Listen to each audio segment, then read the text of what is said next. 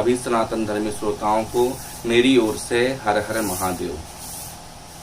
बंधुओं, आज का जो विषय है वह शिवपुराण की कोई विशेष जानकारी नहीं है। आज का जो विषय है बहुत ही विचारणीय है। आज सुबह सुबह ही मैंने एक ऐसी जानकारी, एक ऐसी बात देखी और सुनी जो मेरे हृदय को बहुत ही आघात पहुंचाई। बंधुओं, आप भी जानते हैं अपने ही भारत के सुप्रसिद्ध शिव महापुराण के जो वक्ता हैं श्री प्रदीप मिश्रा जी, जिन्हें जन जन तक सभी लोग जानते हैं। पर आज मैंने उनकी एक रील देखी जो कि बहुत ही अशास्त्रीय नजर आ रही। उन्होंने श्री राधा रानी के पति के बारे में जो बात कही है वह हो सकता है कहीं ना कहीं उसका शास्त्रीय प्रमाण उनके पास हो, पर जिस शिव महापुराण का वह प्रमाण दे देकर सब बातें बताते हैं, उसी शिव महापुराण पर आखिर राधा रानी के बारे में क्या है यह वह अभी तक नहीं जान पाए। पहले तो आप यह सुने कि आखिर प्रदीप मिश्रा जी ने राधा रानी के बारे में क्या कहा है। भगवान कृष्ण की 16,108 रानी में राधा का नाम नहीं है, और राधा के पति में कृष्ण का नाम नहीं है। राधा जी के पति का नाम क्या है? क्या नाम है राधा जी के पति का? अनय घोष। क्या नाम है राधा के पति का? अनय घोष। राधा जी की सास का नाम था जटिला, ननन का नाम था कुटिला। राधा जी का विवाह हुआ था ग्राम छाता। कहां की रहने वाली थी राधा? जम के बोलो। है बरसाना। पक्के में बरसाने की राधा नहीं थी, राधा जी थी रावल गांव की। बरसाने में तो राधा जी के पिताजी की कचेरी थी, जिसमें राधा वर्ष में एक बार कचेरी पर जाती थी, इसलिए उसका नाम है बरसाना, वर्ष में एक बार आना। जैसा कि आपने सुना कि शिव महापुराण के प्रसिद्ध वक्ता प्रदीप मिश्रा जी ने क्या कहा, आपको यह बात कैसी लगी आप कमेंट बॉक्स पर मुझे जरूर बताएं। पर मुझे यह बात बिल्कुल भी अशास्त्रीय लगी है और बहुत ही निंदनीय लगी है। जिस शिव महापुराण से प्रदीप मिश्रा जी प्रसिद्ध हुए हैं, उसी शिव महापुराण का मैं आपको प्रमाण देकर यह बताऊंगा कि आखिर राधा रानी के पति श्री कृष्ण है क्या नहीं, यह शास्त्रीय प्रमाण क्या दे रहा है। शिव महापुराण के रुद्र संहिता के पार्वती खंड के दूसरे अध्याय पर पूरा स्पष्ट रूप से वर्णन है कि राधा जी के पति श्री कृष्ण हैं। क्या कह रहे हैं?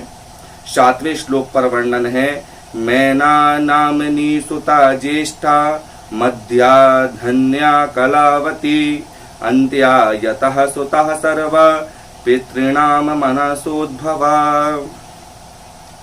कहा कि दक्ष की 60,000 कन्याओं में से जो एक कन्या थी स्वधा, उसका विवाह पितरों के साथ हुआ था, जिनके यहाँ 3 कन्याओं का जन्म हुआ है।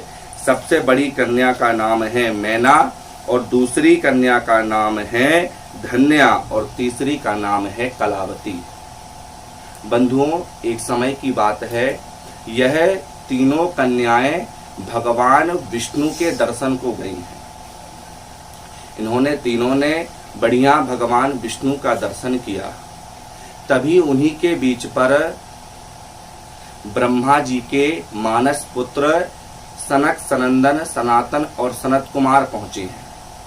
उन्होंने भी भगवान विष्णु का दर्शन किया है। पर जैसे ही वह आए हैं, वहां पर उपस्थित समस्त संत समाज ने उनको उठकर प्रणाम किया है।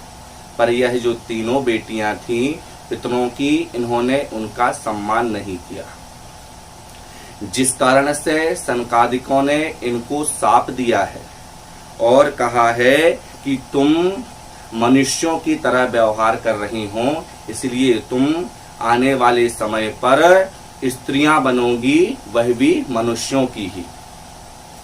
तो बंधुओं, यह भविष्य में सनकादिकों के शाप के कारण यह क्या बनी?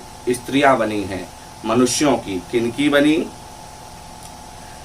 वृषभानस्य वैश्यस्य कनिष्ठा च कलावती भविष्यति प्रिया राधा तस्वता द्वापरांतता। यह जो ज्येष्ठ कन्या है मैना, वह हिमालय की पत्नी बनी है। धन्या जनक जी की पत्नी बनी है। और जो सबसे छोटी है कलावती, वह वृषभान जी की पत्नी बनी हुई है। और बंधुओं, इनके यहाँ किनका जन्म हुआ? मैना यस्तनया देवी पार्वती जगदम्बिका भविष्यति प्रिया शंभो स्तपा कृत्वा सुदस्सहम। जो मैना नाम की अर्थात हिमालय की पत्नी है, उनके यहाँ पार्वती का जन्म हुआ है, जिसका विवाह शिवजी के साथ संपन्न होगा, ऐसा बताया गया।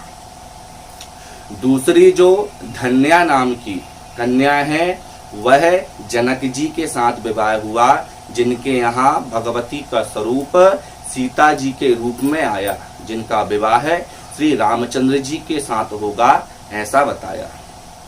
तीसरी जो कन्या है वह कलावती है, जिसका विवाह बरसाने के वृषभान जी के साथ होगा और उनके यहाँ राधा रानी का प्रादुर्भाव होगा, जिनके पति साक्षात श्री कृष्णचंद्र होंगे।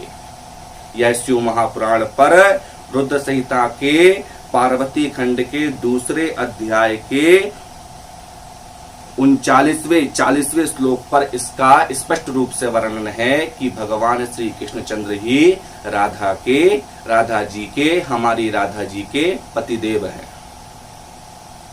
और पुराणों का संकलन बताऊं तो ब्रह्म वैवर्त पुराण पर स्पष्ट रूप से वर्णन है। आज भी 84 कोस यात्रा के अंतर्गत भांडीर वन है और वहीं पर एक भांडीर वट है, जहां पर भगवान श्री राधा कृष्ण की विवाह के समय की झांकी बताई गई है, जहां पर साक्षात भगवान ब्रह्मा ने राधा और कृष्ण का विवाह कराया है।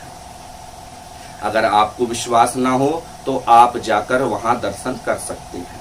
बंधुओं, इस प्रकार स्पष्ट हुआ कि शिव महापुराण पर स्पष्ट रूप से वर्णन है कि राधा का विवाह श्री कृष्णचंद्र जी के साथ हुआ। ब्रह्म वैवर्त और गर्ग संहिता पर भी यह स्पष्ट रूप से वर्णन है कि राधा और कृष्ण का विवाह हुआ है। इसलिए मैं आप सबसे यह निवेदन करूं कि जैसा आप पहले से पूर्व से विदित है कि भगवान श्री कृष्ण का विवाह राधा जी के साथ ही हुआ है और राधा भगवान श्री कृष्ण की आत्मा है। इसलिए मेरा किसी से विरोध नहीं है, पर मेरा एक निवेदन है कि जैसे व्यक्ति को आत्मा से दूर नहीं किया जाता, इसलिए हमारे भगवान श्री कृष्णचंद्र जी की आत्मा राधा जी हैं, इन्हें आप दूर ना करें। इस प्रकार की शास्त्रीय जानकारी प्राप्त करने के लिए आप इस चैनल को सब्सक्राइब करें। हम कल मिलते हैं नई शास्त्रीय जानकारी के साथ। जब तक के लिए जय जय सीता।